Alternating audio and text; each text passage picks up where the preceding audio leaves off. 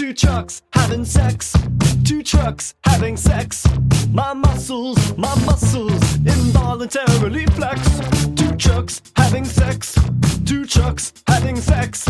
My muscles involuntarily flex.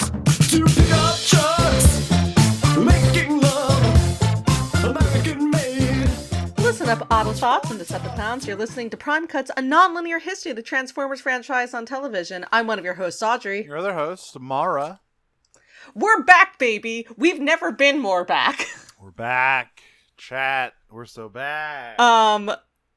We are back in such a big way. We're back for the new year, 2026, the year we don't all want to parody in Minecraft. We're back with my favorite series, TFP Transformers Prime Season 2. It's fucking good. We're so back. Hey, this is the best season of Prime as well. I think there's some fucking yes. great shit in our future. Yeah, no, Prime Season 2 is one of the best seasons of Transformers media that has ever been made, I would say. It really hits its stride, I would say, midway through this season. It's like, now I get it. We're here. This is what Transformers Prime was always meant to be.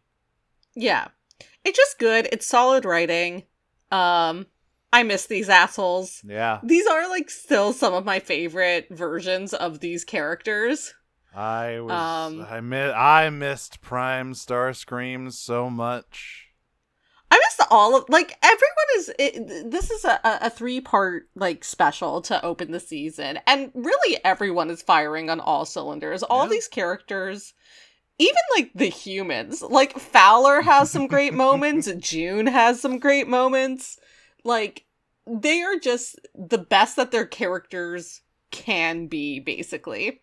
And certainly, the best of all of that is Orion, who is so good even through brainwashing. He's like, nah, this is fucked. He's just too nice of a boy. He's just too good. Yeah, so we watched Orion Pax Parts 1, 2, and 3, which were the 3-part opener of Prime Season 2 here. I think there's quite a few multi-parters in this season, if I remember correctly. I mean, next week we have another multi-parter. Only 2 parts, but... And there's also a sort of there's the quadrilogy or whatever that aren't technically multi-parters, but they are all episodes that take place roughly at the same time. So that's an interesting gimmick we're going to have in the future. But no, for now, it's all about Orion Pax, and hopefully we get a little recap about what happened at the end of Season 1 here to start us off. Yeah, Ratchet breaks the fourth wall a little bit. If, to catch everyone up, it's technically diegetic, but... Yeah. Last time, everyone discovered Unicron is number 1, real, and number 2, Earth, which is a big problem for everyone ever. God, remember when, the Bayverse, did this and then did nothing with it? And then they love that. Yeah, because they made the worst movie anyone's ever made. They made The Last Night, and everyone... Do you think that The Last Night is worse than Revenge of the Fallen? I was actually asked this earlier today, weirdly enough. I think that The Last Night is a worse movie than Revenge of the Fallen in terms of technical... Yes. Display. Yes, I agree. Revenge of the Fallen way more. That is understandable, and I think I agree with you. Last Night is objectively a worse film. It doesn't. It's just badly constructed. The aspect ratio changes between shots. I don't even understand how that happens. It is just genuinely one of the most poorly constructed films. From everything, from the writing, to the acting, to the directing, to the editing, everything about it is just so poorly put together. And and to contrast, Revenge of the Fallen it has a plot. It all makes sense mostly. I mean, it's not a good movie by any means. No, obviously, it's not a good movie by any means, but at least cohesive in a way that, like, Last Night is not. However, It's got such a hateful little core inside of it that God. this was not a movie made with love or even respect For, like, anything ever. Like, for anything, including the sanctity of life. no. Yeah, but that's enough about our little Bayverse aside here, which I guess this would have the Prime would have started after, or this season, I believe, is the first one post Dark of the Moon, because of course the first season started after Revenge of the Fallen. Yeah, like, sorry, I know you just said that we're done with the Bayverse stuff, but, like, the thing that kills me about the Last Night teasing this in it is that it would have made so much sense. Yeah, it's a cool It would have idea. been the first thing to actually make sense in this entire franchise of films. This is really one of the first times where someone had a novel idea about Unicron. Which, I mean, it wasn't really novel, because they stole it from TFP. No, but I'm but talking like, about this. I'm talking about this show, where it's like, oh, this show, yeah. up to this point, Unicron was Unicron, right? Big planet eats other planets. Varying degrees of mythological importance, depending on what continuity you're talking about, whether it's the comics or the cartoon. But, like, basically all throughout his existence, Unicron was the same. And this was kind of the first time I feel as though someone took a little different spin on him, and it made him really, like, I loved when I was watching this at first. That shit blew my mind. Like, oh my god, Earth is Unicron? That's crazy. Yeah.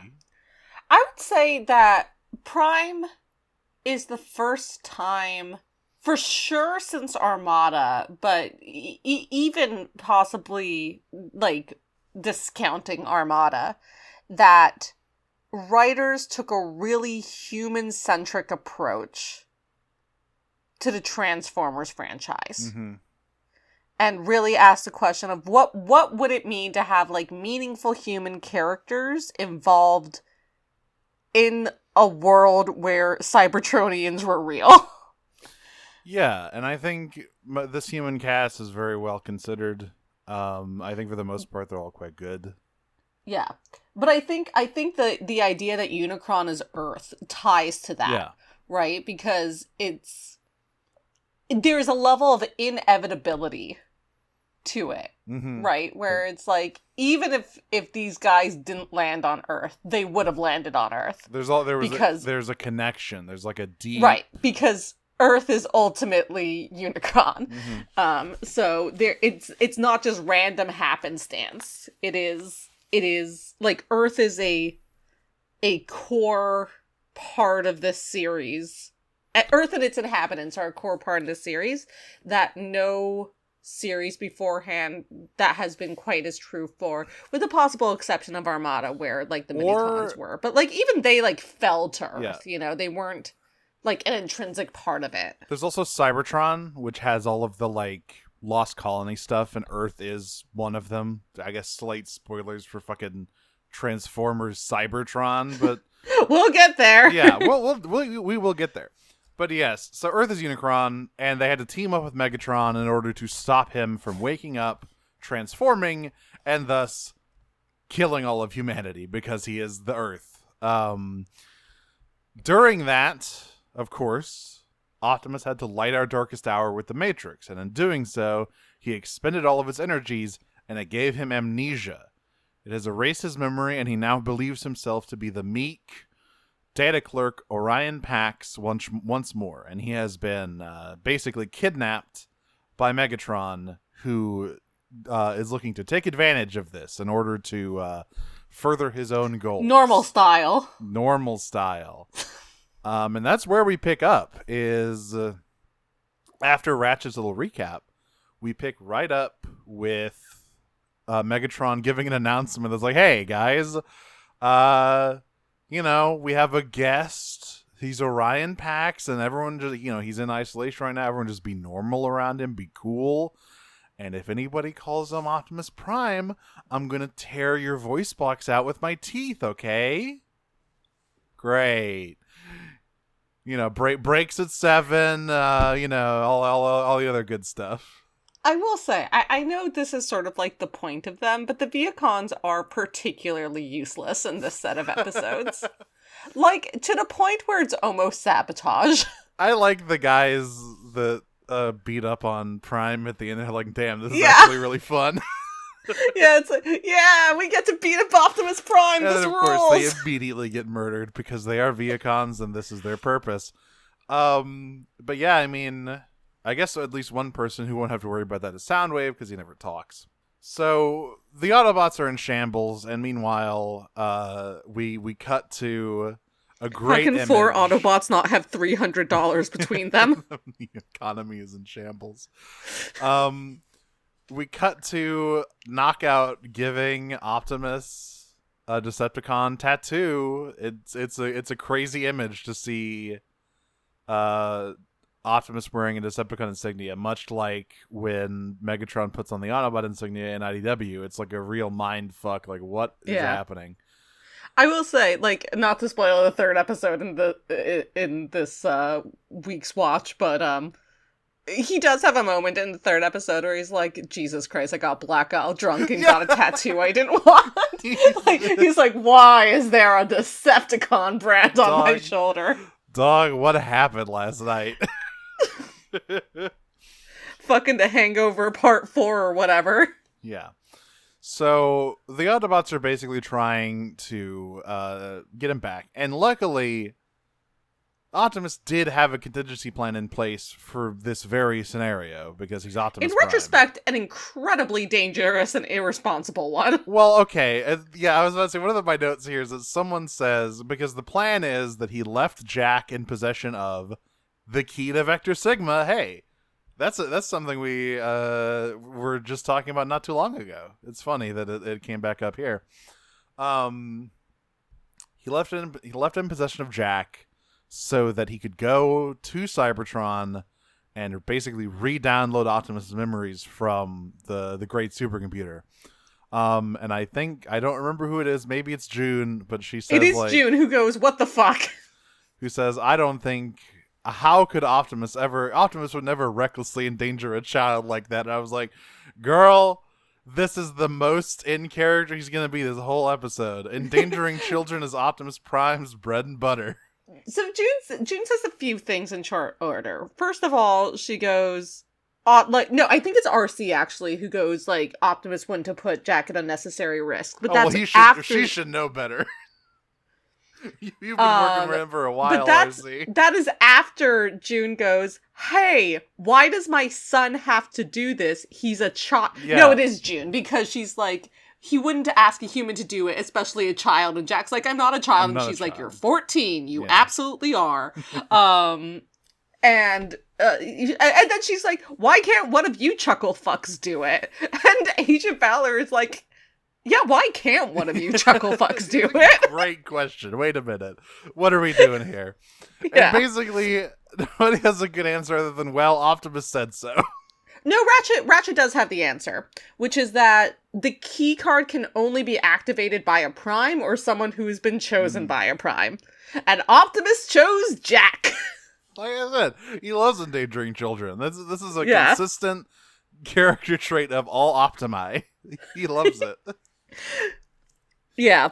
Meanwhile, on the Nemesis. By the way, on the Nemesis. So yes. Can I just say I love all of the little changes Peter Cullen makes to his performance as Orion Pax. Yeah. It's so good. The acting in these episodes is so good. And like Peter Cullen in particular has a very, very like subtle performance that is phenomenal. But Frank Welker as Megatron also does an incredible job of like playing into this like younger version of Megatron who like Optimus once trusted.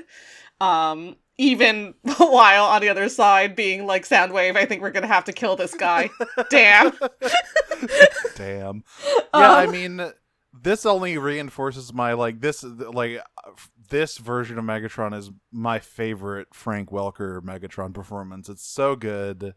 TFP was sort of like the first one to introduce the concept of nuance whatsoever. Yeah, like to Transformers. Obviously, for the 80s, he was mostly like a shrieking cartoon villain, a la Cobra Commander, right? Yeah. And so when you have this guy who is still the most evil motherfucker ever, I mean, look at him. But like his voice is so much deeper and so much more menacing, and he's got like you said, layers of character. Yeah. So good. I like to refer to Orion in these episodes as Columbus Prime. Because he is constantly, like, Megatron is being like, here's what we need you to do, here's everything you forgot or whatever, and Optimus goes, one more thing. Yeah, he's always asking questions. Straight up. One more, hey Megatron, why are we called the Decepticons? Yeah, and I honestly liked his, I think his explanation was pretty good. It's like, well, yeah. you see, it was a denigrating label placed on us by the vile Autobots, and now we wear it with pride. I will say, though, it's, like, really funny because first of all, that there was enough, like, character nuance in this show for the writers to be like, Orion Pax wouldn't just ignore that. Yeah. He would ask about it. And second of all, for Megatron to give that answer. But it is also very much just, like, an unfortunate consequence of coming from a show that was created to sell toys in the 80s, where, again, nuance was non-existent, and they were called the Decepticons because they were bad guys. Yep. And no one questioned it. Yeah, I also really like, there's a scene later where, he does the one more thing sort of situation. Oh, yeah. And Megatron just walks out and tells Soundwave, he has a lot of questions, which is a great trait for, like, an archivist, but man, it's a terrible trait for a Decepticon. This is the part where he's like, yeah, the question that Optimus asks later is, one more thing. What happened to Starscream? Yo, yeah, it's like, so I was reading, he's and like, I keep seeing all these things in your archive saying that Starscream was your second in command. So, where is he? And Megatron's like, he's dead, shut up. Sadly, Commander Starscream is dead. And then he goes to Soundwave and goes, Soundwave, I think we're gonna have to kill this guy. So yeah, basically what's happening here with Orion Pax is that Megatron has him set up decoding a bunch of files called Project Iacon, which were pre-war, heavily encrypted, like, Autobot files that he has access to but obviously can't get into. And Orion Pax, former archivist, would know better how to crack those codes than he would. So he's going to have him get to work, crack all those codes, get all the juicy info, and then Megatron just plans to kill him. He also plans to kill him sooner if it comes to that. He is very little he's like, we're basically right now in a race between how much Orion can unarchive for us before he gets too suspicious that I have to kill him. Yeah. Yeah. It's like, as soon as that moment happens, like, Megatron's willing to pull the trigger. He's just, like, seeing how long he can drag it out before then. The Autobots are still arguing. They're like, well, there's no way we're going to let Jack go. But it's like, well, even if we did, Ratchet's like, it is the only way, but there's no point because he can't get to Cybertron. We don't have a space bridge. And he gets to work trying to figure out what to do with that. Raph gives him the idea to, like, attempt to hypercharge the ground bridge, and that doesn't really go anywhere. There is one scene I want to talk about before this one, which is it where the burger shop? Yeah, it's the burger shop. Yeah. So Jack is at work, and Sierra comes to visit him. Remember Sierra? Sierra's the girl that Jack has a crush on. She's one of the 3 people that lives in this extremely right, that town. lives in this town in Nevada. So Jack actually plays this, like, very cool. He's like, hey, Sierra, like, good to see you. And she's like, hey, I haven't seen you around lately. And he's like, well, we have, like, chemistry class together. And she's like, yeah, but, like, you don't go out. You don't, like, I don't see you at parties or the mall. And quick side note, hey, remember when kids had third spaces? God. Anyway, it's fine. They can just Jack's go like, on TikTok, and all of their data will be harvested by the United States government. It's fine. Yeah. And Jack's like, yeah, well, I'm here right now. Obviously, I still have work, and I'm prepping for the SATs. I do find it really funny that they named the SATs by name. I mean, that was really funny.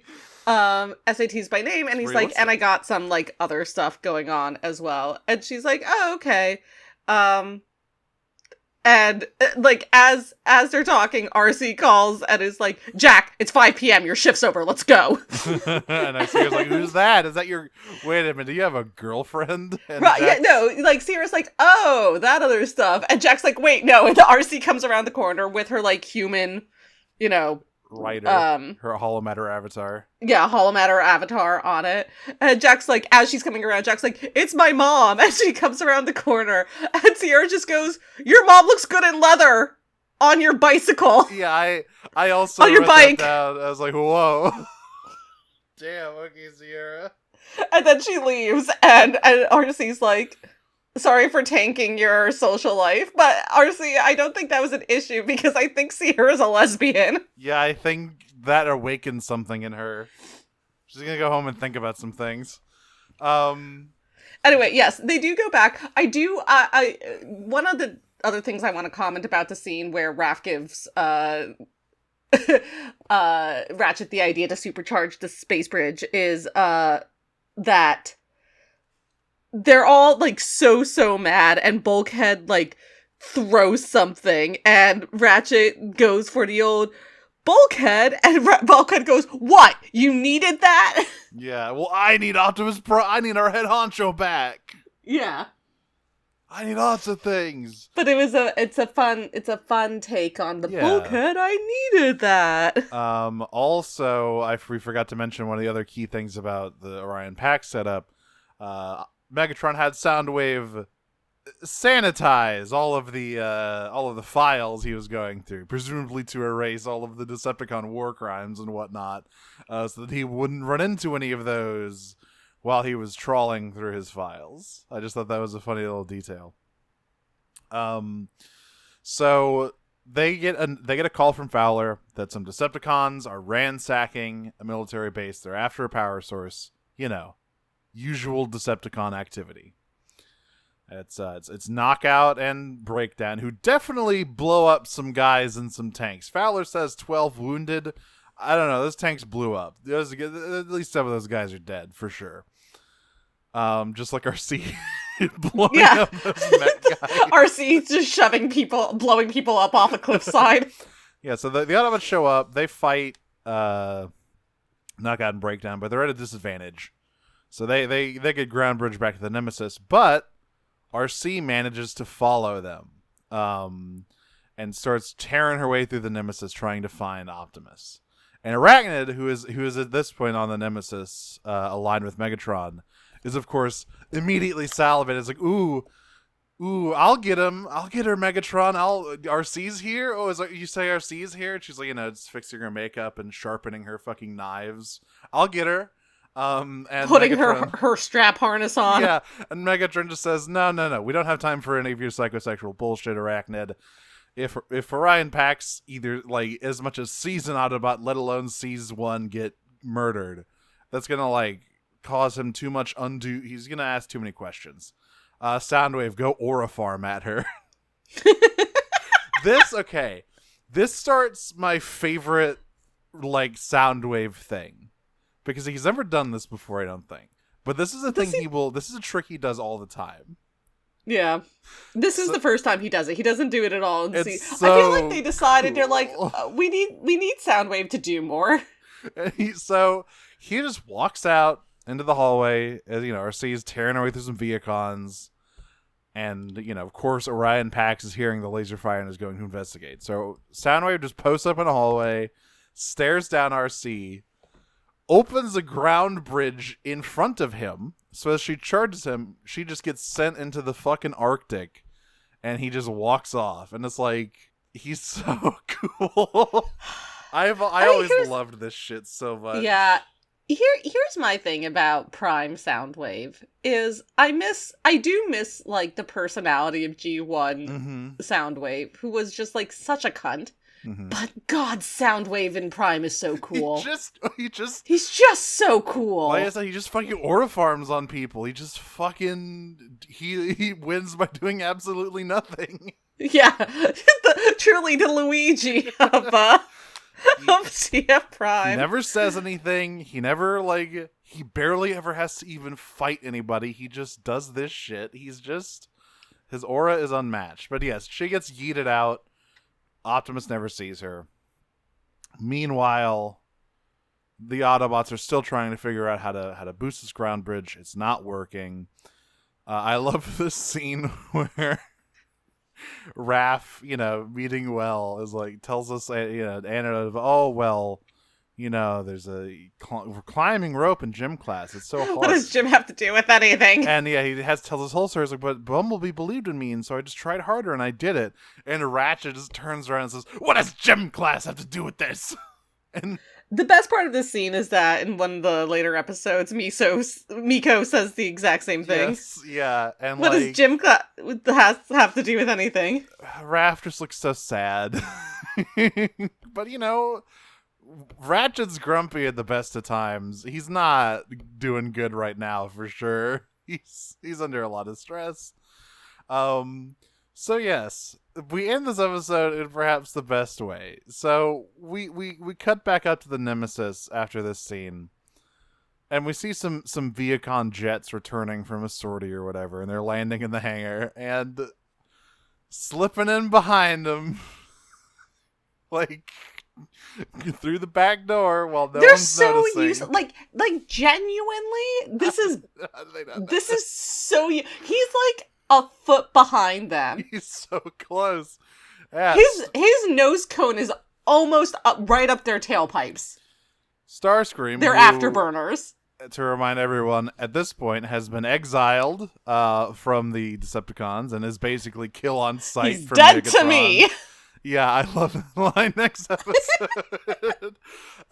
Why did you tell me Starscream's dead? Because he is to me. He's dead to me from a certain point of view.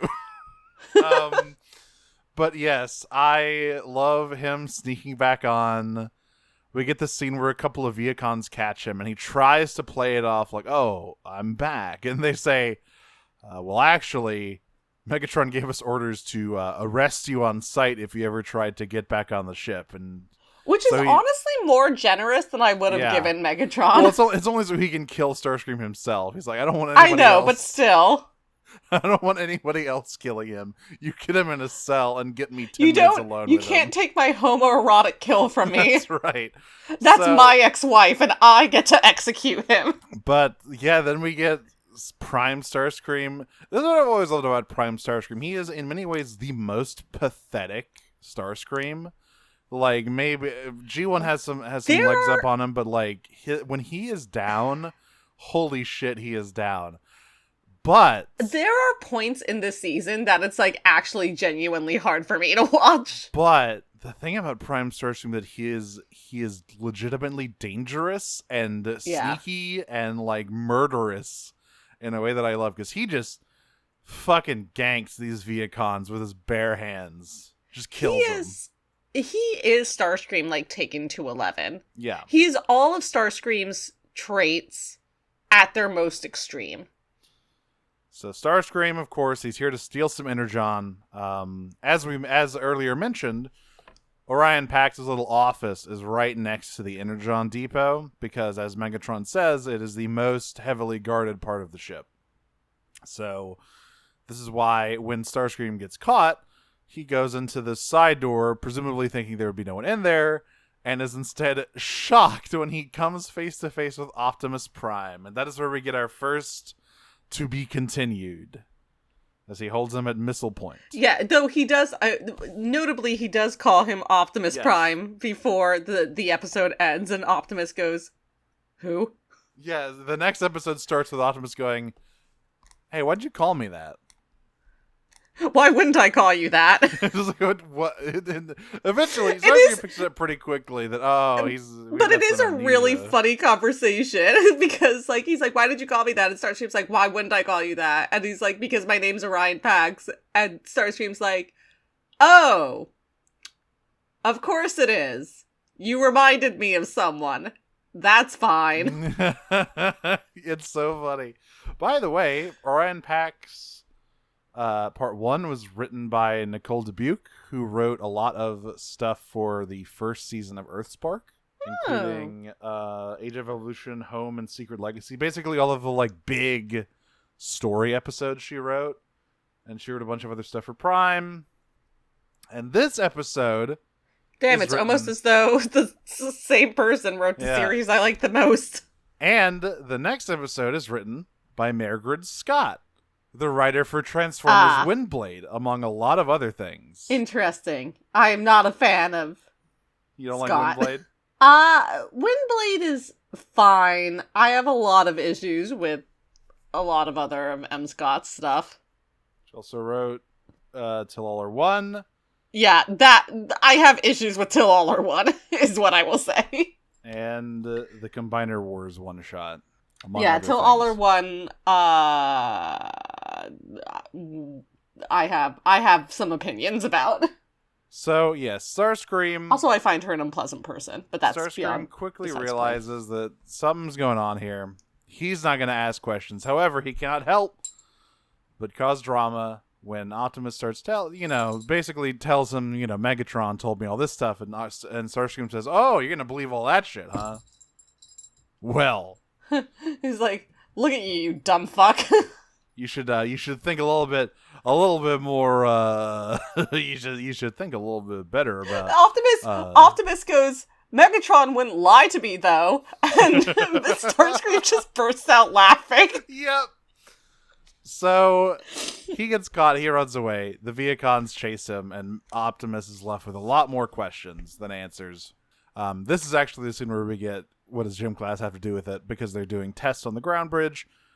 Then we get the scene where Megatron says, "Well, when I said he was dead, I meant he was dead to me because he betrayed me." He's an Autobot traitor. And Optimus is like, I don't know about that one, dog. He's like, it's weird that he wouldn't just say that and say he was dead instead. I mean, why not just say that he betrayed you? It's weird. And Megatron just says, "Yeah, just get back to work, man. Don't think too hard about it." This, of course, but also the fact that he mentioned Optimus Prime means that now he's looking, because Megatron told him that Ratchet was the leader of the Autobots and calls him the Doctor of Doom. the evil warlord Ratchet is responsible for the death of Cybertron and all this stuff.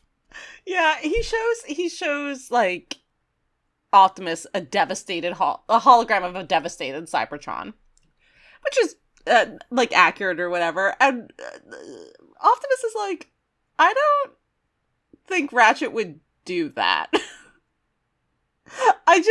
I don't think Ratchet would do that. And Megatron's like, "Well, he did, so yep. What now?" But now he's heard the name Optimus Prime, and he's like, "Well, I guess I better Google who that is, because I don't know why Starscream would mistake me for him."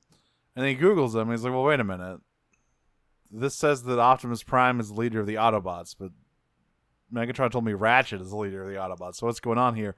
Also worth noting, the image that displays when he looks up Optimus Prime is very clearly a future character, Ultra Magnus, who will be appearing in Season 3. But I just thought it was interesting that they basically use his design early for this fake Optimus that Megatron invents, so that he doesn't just look at a picture of himself. Meanwhile, the Autobots get an anonymous tip. Well, not anonymous. They get a tip from Starscream that's like, "Hey, I've got information.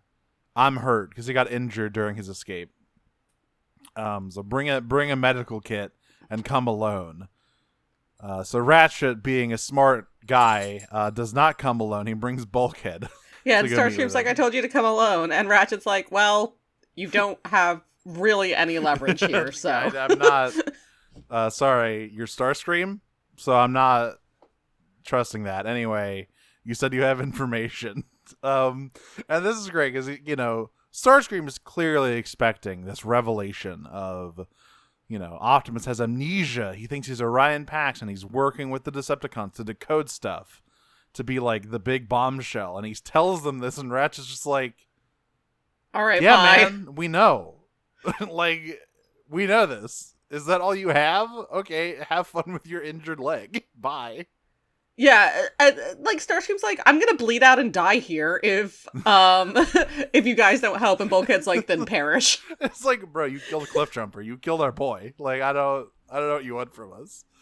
And then they're like, unless you can tell us where the space bridge is, because at this point they suspect that the Decepticons are building another space bridge. And they're like, unless you can tell us where the space bridge is, you're not getting anything. And at this point, of course, Starscream like gives the tell by being incredibly indignant that they have finished the space bridge without his supervision. It is like a very, because they like turn around and they're like, God damn it. Like, you can see the resignation on both of their faces as they turn back to Starscream when he says this. And Starscream sees it as well and just like points to his leg and goes, it hurts here the most, Doctor. He's so smarmy. But Steve Bloom, what a job. Oh god, he's so good at it. So yes, they have a location for the space bridge now. What if Spike Spiegel was a traitorous slut? So really asking the bold questions here on TF Prime. We really are. It's really interesting material to chew on. So they have a location for the space bridge now. It's in a mine, an energon mine, so that they have plenty of raw material there for fuel. So a plan begins to be hatched, and at this point, it is like, you know, they've been talking about it, but Jack is like, I'm going. You know, I've got the key. I'm the only one who can actually access Vector Sigma. I got to do it. And of course, RC is going to go with him because they're partners. Yeah, June's like, I'm not going to let you go, and Jack's like, well, I'm going, and RC is immediately like, June, I swear to God, I'm not letting him go alone. Like, don't get it twisted. He has to do this, but he is not going by himself. Fowler hooks up Jack with a spacesuit from his NASA contacts, and so the plan is hatched. Basically, I like this plan a lot. What they're gonna do, they're gonna ground bridge into the space bridge construction site. They're going to smash it. They're going to create like a communications jammer briefly, just so they can, incapacitate everyone there, and then turn the jammer off so that they can talk to their control at their base. Everyone is going. It's Ratchet, Bulkhead, and Bumblebee who are going to be like the commando ops guys. Jack and RC are going to Cybertron, and the rest of the humans are staying back at base. And so basically they're just going to try to sneak in and use the space bridge without the Decepticons noticing. So they go through all that. They get there. They take the space bridge, and RC and Jack. So there's a great moment before they go where they're like developing this plan, and RC's like, who's the source of this information? And Ratchet just goes, a reliable one. Relax. And she makes a face. Yeah, she makes a face, and then they go through the portal, they go through the ground bridge, and they see everything, like, that they see the space bridge, and she's with Bulkhead, no, she's with Bumblebee. No, she's with Bulkhead, right? She's with both of them.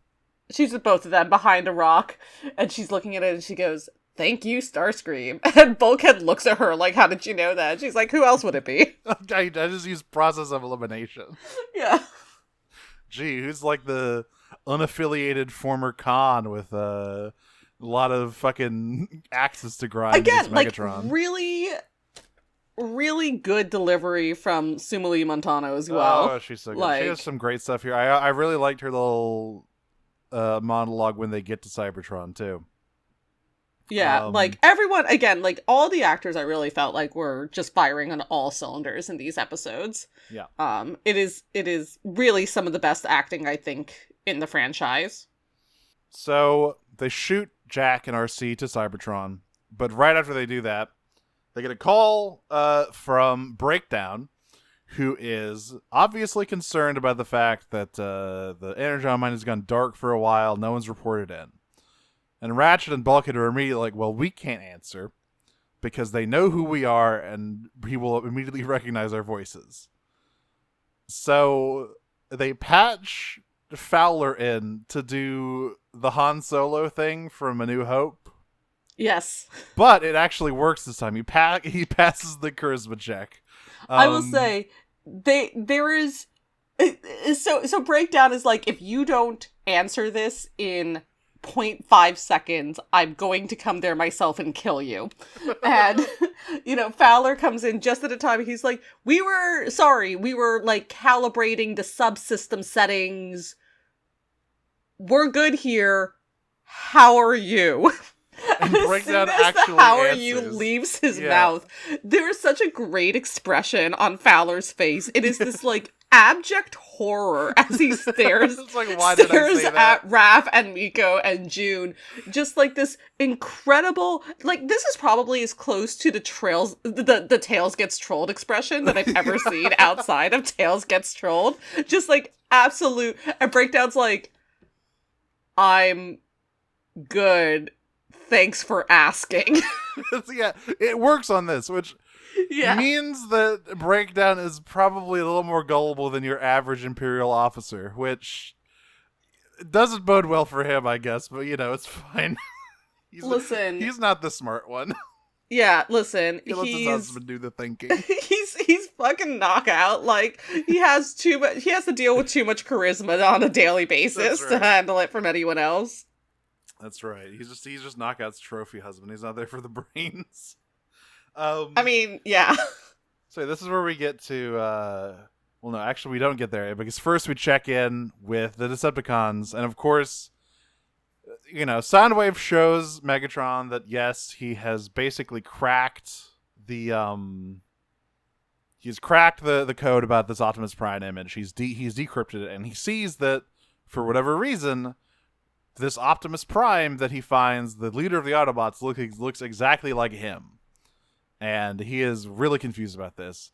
And so Soundwave shows Megatron this. This is like the point where Optimus is like, I think Megatron is maybe lying to me about some things. Wait a minute, something doesn't add up here.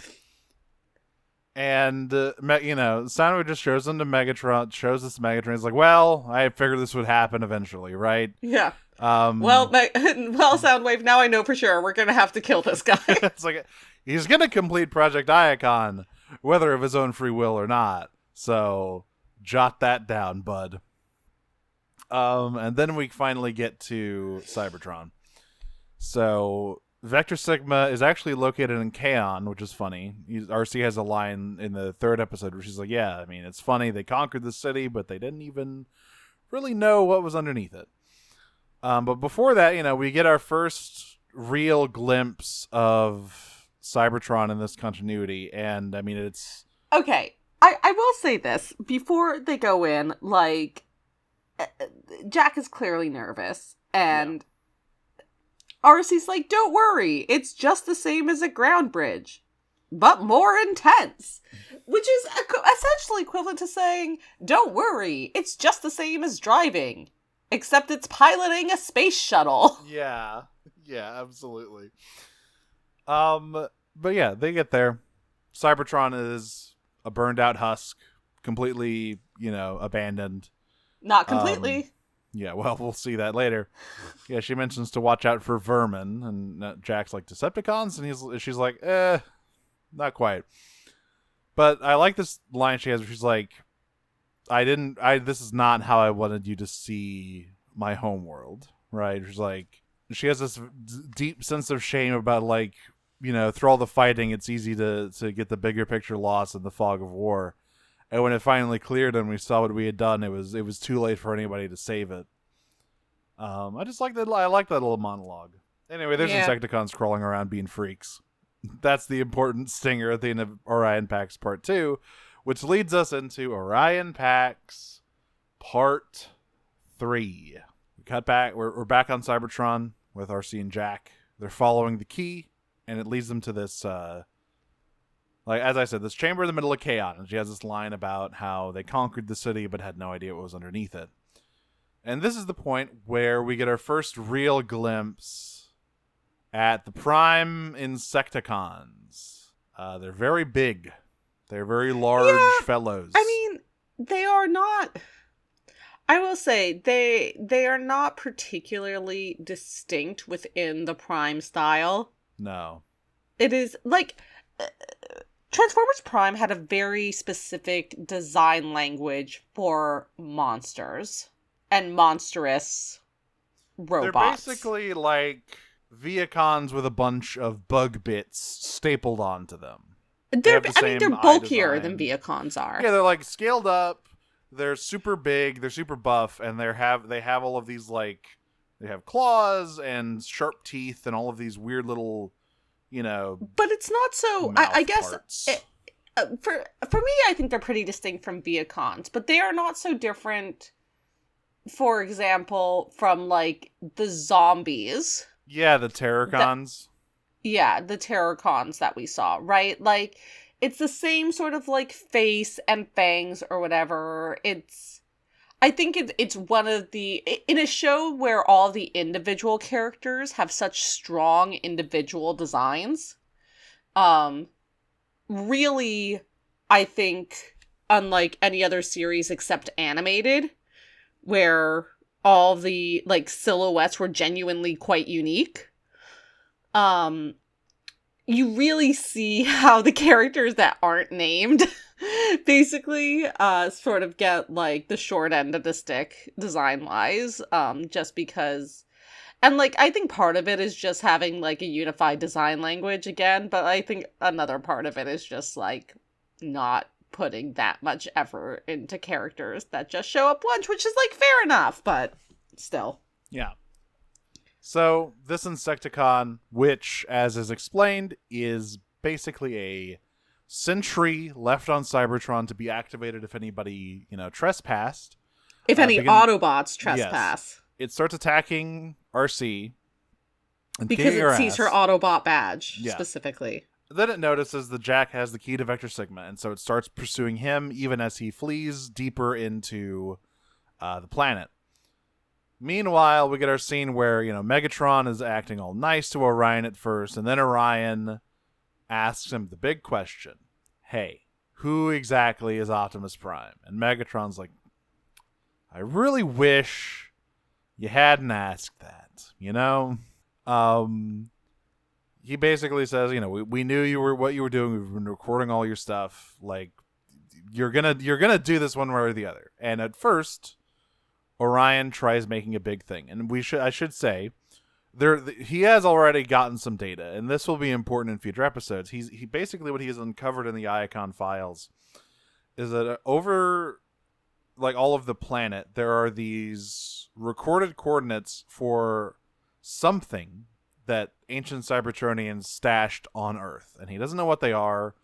They could be, whatever, but his theory, and clearly Megatron's theory, judging by his bloodthirsty grin when he hears it, is that they are super weapons. They're like powerful items that powerful artifacts that will help him win the war.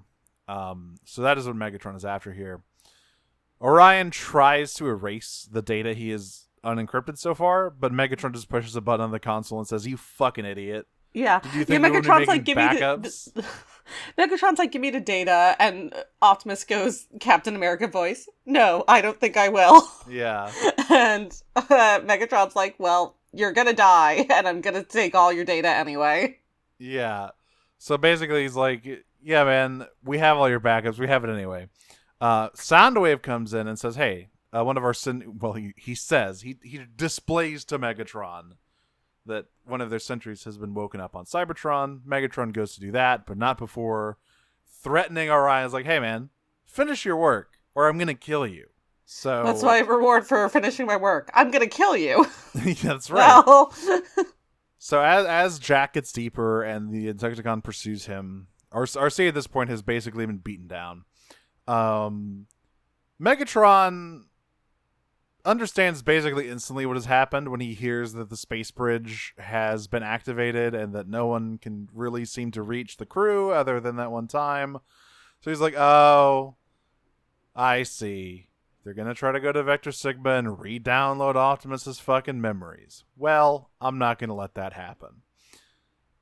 And so we get him grad bridging into the space bridge and proceeding to beat the absolute tar out of Ratchet, Bulkhead, and Bumblebee. It's like It's not close. Like, part of it is like, why didn't you ever do this before? And I know it's because Optimus was there, Yeah. who does, I cannot emphasize enough, beat the shit out of him when he regains his memories. It's clear that this is the only one he fears thing with Optimus, right? Like it's evenly Yeah. matched, but like if but Optimus like is not there, even with that, it's like, I don't know, man. Like, these guys like split up enough. Why did you not put any of them into the ground when you had the chance? Because clearly you have the ability to. it's classic bad guy arrogance. He sends his goons after him, and instead he thinks he's above it. Well, to be fair, Starscream did kill Cliffjumper. That he's got evidence. He's like, hey, look, if Starscream can get it done, I don't see why you can't break down. But yeah, this is the part where the Viacons basically start beating the shit out of Orion to get him to keep working. Meanwhile, Jack gets to Vector Sigma. He starts downloading the data, which is going to take a while because it's, a lot of data and it's a big magical supercomputer. But as it turns out, there are a bunch of scraplets in the tunnels, and they see Vector Sigma, and they basically see like a big juicy turkey. And so they start chowing down on the Vector Sigma console, and Jack can't really stop them. Like we kind of cut back and forth starting here between like the bridge and Jack and Megatron just completely annihilating the Autobots. Ratchet, Yeah. I'll give him this. Ratchet puts his whole pussy into trying to attack Megatron. Yeah, Ratchet's like, normal blood be damned, I can still take you on. It's like, Yeah. well, Sorry, old boy. He just basically one-shotted you and threw you off a cliff. no, to be fair, he does try it again. Yeah, he does. Yeah. And I do honestly like, there's actually going to be quite a bit of stuff later with Ratchet and Megatron, which I quite like. It's one of those things where that's a character dynamic from the Marvel comics that has never really come up again since then.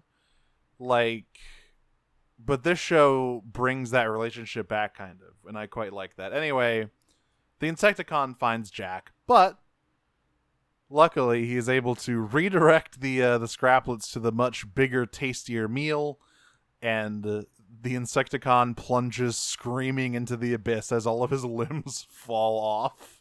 Gross. Yeah, there's only a very few times where, like, Prime dips a toe into genuine horror, but when they do... One of those times is this season, and it's one of the best episodes of the show. I can't wait.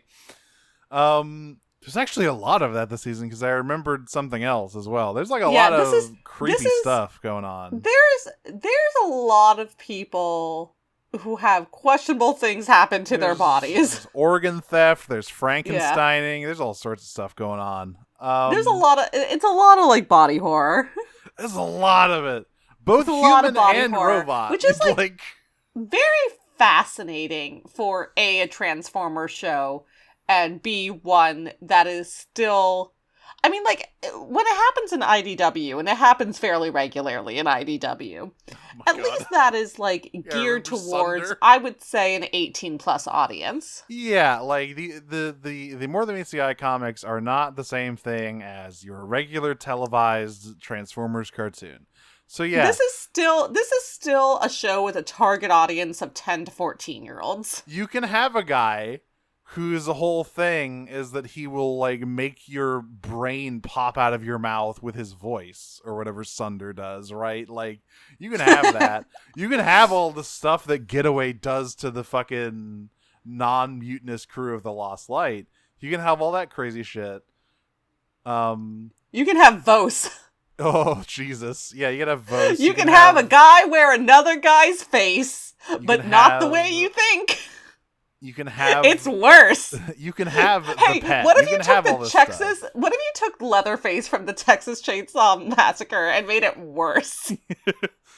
But here, the horror in Transformers is normally pretty light, but I think Prime really likes to dip its toe into that sort of thing and get spooky with it from time to time, which I fully support. This is the best scene, my favorite scene next, though, which is when Orion is getting beaten down by the Viacons. He's like, please, don't hurt me. I'm just a little boy. I'm just a clerk. It's literally my note for this is I'm a pacifist. Yeah. But... And then he realizes that his hands can become guns and he kills them. It's so funny. He's like, stop, no more. And then his arms transform and he goes, I'm armed. Yeah, and like you just hear their bodies hit the floor and I'm armed? And he's like looking down at the guns. So yes, he realizes he's armed. They transform first, and he's like, I'm armed, and then they try to shoot him. Yes, and then he shoots and them. then he shoots back, and he's like, oh, I'm ready to kill. Let's go. All right, let's go. Let's follow Megatron. So, Taylor can't come to the phone right now. Why? Because she's dead. RC has reunited with Jack at this point. They're coming back to the space bridge, and they're like, "Hey, Ratchet, is everything ready?" And they hear no response, and so they are immediately like, "Well, that can't be good." they basically stop short of saying, "I bet Megatron's waiting on the other end with his sword out, waiting to kill us." And then it cuts to Megatron waiting at the other end with his sword, like laughing about killing them. Yeah, well, So they basically realize, well, we're fine. And he's like breathing under his breath. He's like, come on, come to the portal, come on, come here. He assumes RC is the only one that went to get it. He doesn't even consider that Optimus chose a human. So RC charges through the portal and tries to engage Megatron. All of the rest of the Autobots help her out, but not well. No, what happens, you would think happens. There's a crazy shot where it shows, like, scale is nuts. Because we see Megatron just pick RC up like she is a Barbie doll and slam her against the wall. It's like, oh, he's big. Oh, he's very large. Yeah, I mean, she's... not to quote most popular girls in school, but she's like a pool noodle. Like, she's a swizzle stick.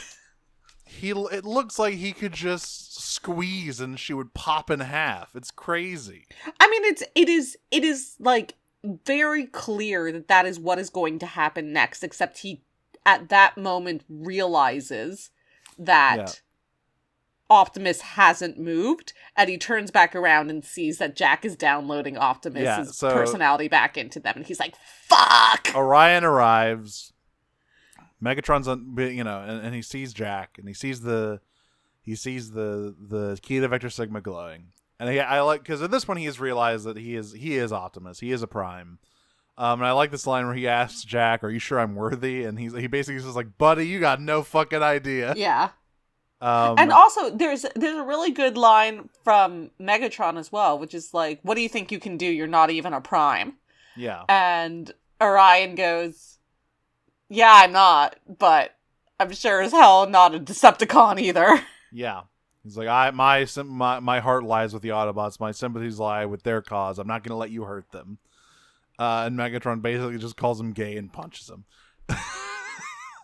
But yeah, he gets all shit downloaded. Megatron realizes he has been had, and he tries to get there in time, but of course, we get the big cross counter, and Optimus voice back to normal. He says, "Megatron, be gone," and just decks him in the face. I love he beats his ass. I love the expression Megatron has when he realizes what's happening. His eyes go wide, and he's like, "Oh fuck, no, wait."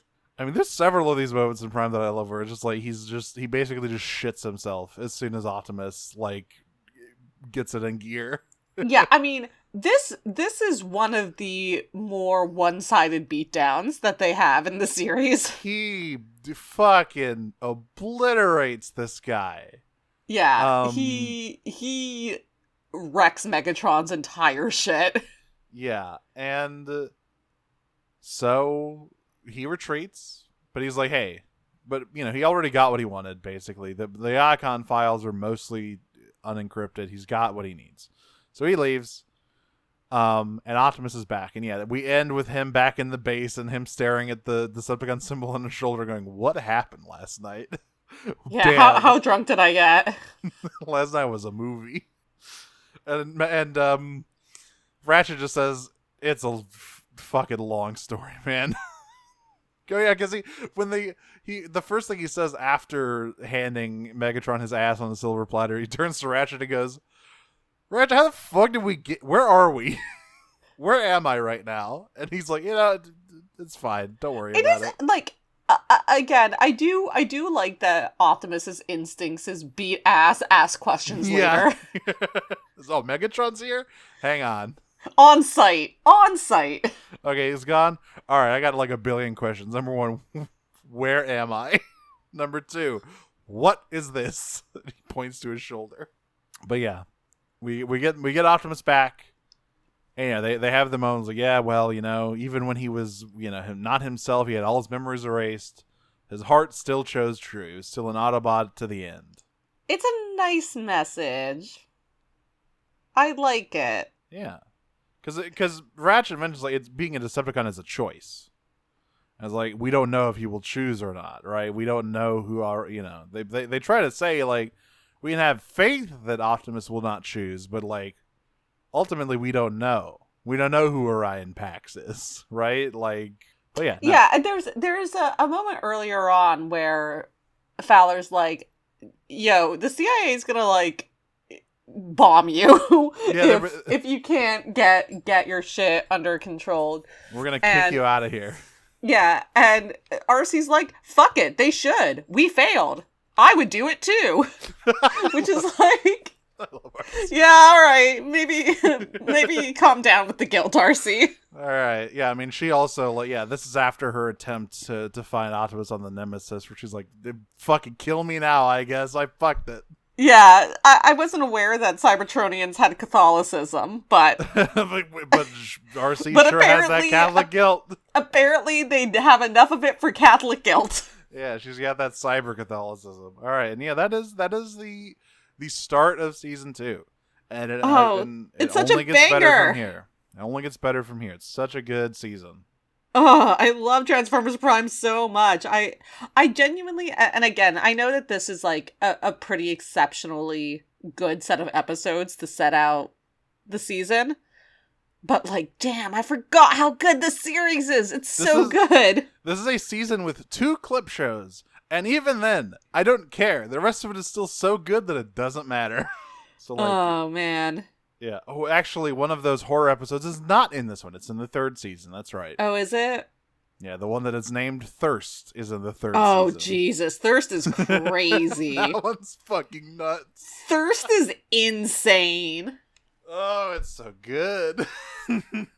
But yes, that is the beginning of season 2 of Transformers Prime. And of course, our dear listeners have asked us some questions about it. Yes. Alright, let me get my Discord open here. Alright. Everyone has new names now, so I'm getting Everyone's so on point. They're ready. Getting used to it. Our first question comes from Scrapple Rowan. Sorry, Scrapple Roan. I keep forgetting her name is Roan and not Rowan. I can't. Anyway, speaking of the Orions, what are your thoughts on non-Transformers aliens in TF media? Favorites? Why are they so few and far between? Well, because they don't have the toys. But yeah, I know it's kind of a cheat, but I do love Rom. Rom and all this stuff is cool. Okay, you know me, and technically they are kind of related. Junkians? No, it's Quintessons all the way, baby. Oh, I love the Quintessons, Quints. yeah. I'm so fucking Quint-pilled. And yet, this stupid fucking franchise just refuses to give me what I want. There has not been a good fucking Quintesson in, like, forever. Like, let us write.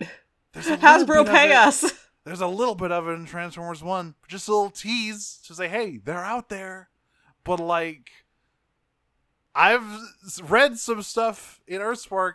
There's no Quintessons in that show, despite the guy who made them, and Sharkticons and stuff, they're all there, but they don't put him in the show, and but not like the one in fucking Siege, all right, or the Netflix trilogy. That's what I mean. It's like I get the monkey's paws. Like, all right, finally, yeah, exactly. on content. It's like, oh, it's this fucking guy. Great.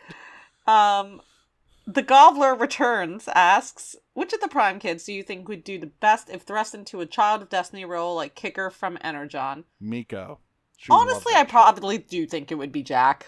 He would be the most responsible. Miko would have the most fun with it. She would be like the anti-Kicker. Yes, she but would be I think so in terms... down. Well, no, actually, I think Miko would be very close to Kicker. I think Miko, well... no, you're right. She'd be the anti-Kicker, because Kicker goes, like, kicking and screaming into it, and Miko would be like, hell yeah. But in terms of who would actually do the best with it, I do think it would be Jack. Which, I mean, kind of gets to do here in this episode. Yeah. And, like, yeah.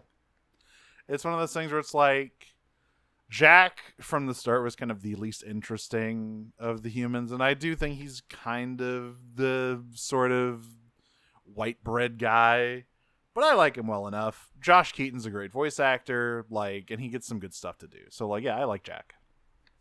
Which of Soundwave or Shockwave is more likely to do a Piccolo-style or a farm pose on top of a building, rock formation, or other suitably dramatic place? Prime, Soundwave. In every other incarnation, Shockwave. Here's the thing. I don't know that I agree with that, because I don't think... It's only logical that I look so fucking sick. Here's the thing. I don't know that I agree that I think Soundwave is more likely to in Prime, because I don't think he would pose. That's true. He would just stand there. He would just stand there like a monolith. Yeah, but he's like, that's his pose. Yeah, but Sam very specifically noted a Piccolo style or a farm pose. That's true. And I guess if we were asking who's more likely to aura farm, it is definitely Soundwave. But more likely to do the pose in TFB, I still think is Shockwave. Yeah, and it's inverse, I think. I think you're right. All other versions of Soundwave would do the pose. He's always posing. He's always got laser beak on his arm. He's always looking cool, right? That's his thing. But yeah, Prime Soundwave, here's the thing. He would just hunch over like a fucking gargoyle. Yeah, he doesn't need to pose. He's like, I'm already the sickest dude in the room. Why do I need to pose? I'm just going to stand here and look creepy. He did hit the Bigfoot pose in that episode where he's like attacking the base in the first season, though. When the kids find him, he kind of hit that Bigfoot pose, though. Way back in the day. He's got the sauce, but he doesn't need it. Yes. But yeah, I think overall, if we're talking all incarnations, it is definitely Soundwave who would hit the Piccolo or a farm on top of the building pose. You mean Shockwave? No, I think I decided against it. Like Shockwave, because I thought about it, it's like, yeah, I've seen so many panels of Soundwave surrounded by all his little freaks with, laser beak on his arm or his shoulder, and he's looking cool, right? Like he's the mastermind. Shockwave doesn't really, that's not really his style. He prefers to work from the shadows generally. Yeah. Decepticon Ruby asks, just how capital D desperate would you have to be to hook up with your amnesiac nasty breakup its on-site ex? Look, Yeah. Megatron saw an opportunity, he took it. Listen, when you're as morally vacuous as TFB Megatron, that's just a good time, baby. When you're literally shooting up with devil blood, like recreationally, like it's the easiest choice in the world. When you are constantly foiling your own plans because you can't bring yourself to kill your other ex. And you even notice, like, God damn it, I should have killed him when I had the chance. That is something after Starscream, I don't think we mentioned this, but in the episode, after Starscream, like, breaks in and then busts out and Soundwave, like, shows it to Megatron, Megatron's like, fuck. Should have just killed him. Why didn't I just kill him? Yeah. So good. Dead name stealing Faye asks, what did gym class have to do with any of this? I think you'll find that the real gym class was the friends we made along the way. Was the space bridge we juiced along the way? was the space bridge we jacked along the way. Do you think if Megatron just threw in a few extra truths or faked some moments of vulnerability that Orion Pax might have trusted him a bit longer? I think so. I think that if he, but I don't think Megatron's that guy anymore. Yeah, here's the thing. I think it was a wash from the beginning, because Megatron literally can't be that guy. He doesn't know how to be that guy anymore. He's fallen so far that he cannot remember what it was like to, be the person who was friends with Orion Pax. He knows how to, imitate those tones and, say the right things to keep him on track for now, but I don't think he could ever reach that part of him to have, even feigned, vulnerability, really. You know? You just can't do it. Yeah, I imagine him being saying he's like the bully who gets caught out and forced to apologize and then doesn't get to leave school because can't apologize authentically. Yeah. And everyone knows it. Absolutely. Yeah. Beachcomber's number one bro, Chet asks, so how are we feeling about feral Insecticons? They're fun enough. Yeah, I mean, look, I always liked the original trio. I like Bombshell. He's such a little pervert. I like those guys. And, it's not the first time that the Insecticons have been portrayed as sort of a mindless plague or whatever, right? Or a drone army. It's just not. It's not as fun, It's not as fun when you don't have Shrapnel's weird vocal tick. They're fine, but it's certainly not the same sauce as the G1 guys. You could never be Bombshell. You can never be Shrapnel. You can never be Shrapnel. No, Shrapnel. Is Starscream breaking back into the Nemesis solely to take their Energon, the Decepticon equivalent of going to your ex's place to raid their fridge? Yes. I mean, yeah, literally it is. But then you walk in on their new lay, who's actually their other ex. This is, in fact, exactly what happened. Welcome home, cheater. Oh, no. Haha. Megatron didn't change the keys. See, now I can sneak in and drink all his V8. I think Starscream and Optimus should have hooked up. Just out of pure spite. And I think it's not something Orion would have done, but I do think that once Optimus regained his memories, it is something he would have done. That's crazy. I disagree, but I appreciate your verve. Again, here's the thing, seeing how immediately on site it was when he regained his memories, I think he would have done it. Anything right. to take Megatron down another notch. Maybe you're right. Geis asks, if you could put this gaslighting the Amnesiac plot into another Transformers series, which series would it be funniest in? Beast Wars. Oh my god. Yeah. Yeah, you're right. It'd be really good. I mean, this happens a couple of times. It kind of happens in animated G1. with the Constructicons. I mean, it does with animated or with G1. It recurs a few times. But yeah, I think if this particular one, I think it would be very funny. But that's just because Beast Wars is funny. I think if I'm going... But also because I think it would make the least amount of sense in Beast Wars. Yes, it would be complete nonsense. Yeah, it would be complete nonsense. Primal and Megatron don't have that relationship in Beast Wars. They don't have a past thing. No. So it would be incredible. And I mean, nor do they have it in animated, but the hostility between them grows so quickly in animated that it would still, I think it would still hit. Megatron straight up doesn't remember Optimus's name until the last episode. It's so good. That's animated. Oh man, now I'm just thinking about how much I love animated Megatron. What a good Um, Megatron. Aurora RC asks, which aspect of Prime are you most excited to see again after all these years? Starscream. It's crazy. It actually is like I was going to say. All these years is such a funny thing to say. It has actually been years. Yeah. Prime was our second season. Yes. So it has been years. Only technically, though. But No, the answer is Starscream, which is just like correct is the best kind of correct. this Prime Starscream is just such a delightful take on his character.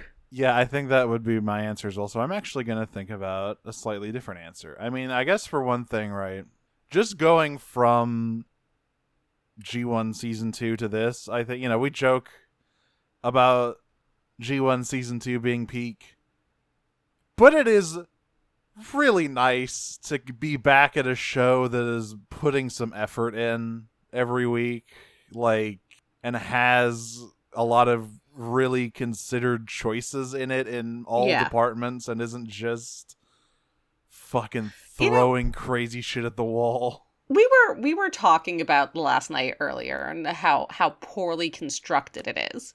Mm-hmm. And I think for me, Prime, and particularly season 2 of Prime, it may not be my favorite Transformers season or series, but I do think it is probably the best constructed of them.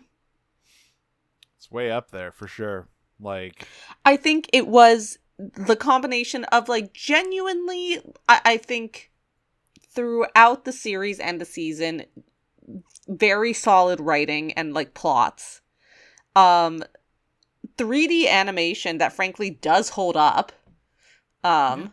Which, 15 years later, 16 years later is pretty impressive, actually. I would not have necessarily guessed that it would have held up as well as it does.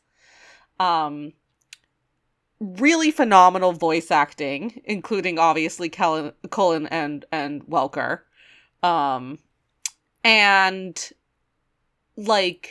original concepts that were enough self-referential to the stuff people cared about while doing new and interesting things to them, that I to me that is the best, from an objective standpoint of, is this a good series?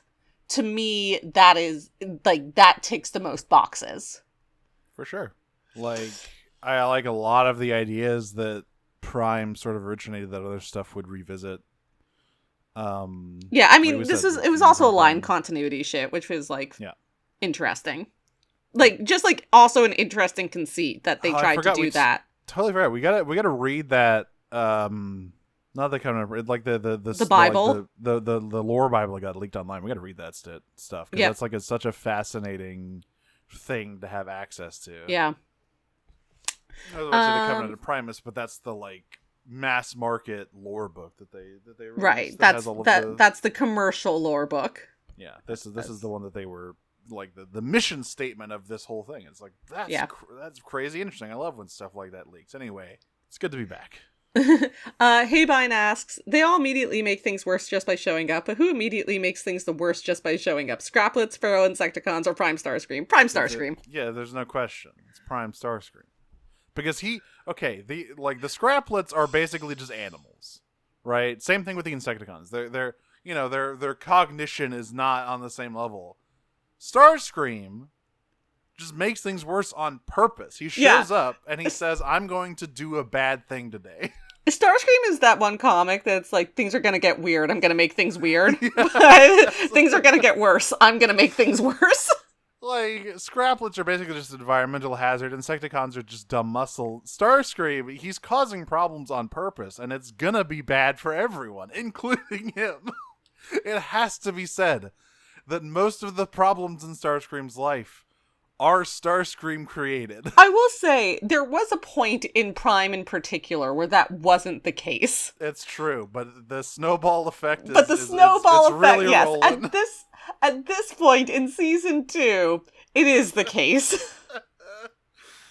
He's our worst enemy. But there was a point in season 1 where actually he was doing pretty well for himself. I think that's really what makes gives Prime Starscream the sauce. We get to see him in the role we never got to see in G1, which is in control of the Decepticons. And it's going pretty well. We get to see him succeed. And then Megatron comes and he's absolutely fucking juiced on devil blood. And he's like, all right, here's what we're going to do. Zombie army. And Starscream's like, oh, God. Oh, no. Yeah. Now, theoretically, you could argue that some of his decisions there were, while not in his best interests, he thought they would be. But, by the time season 2 comes around, he is at fault for most of his misfortune. Yep.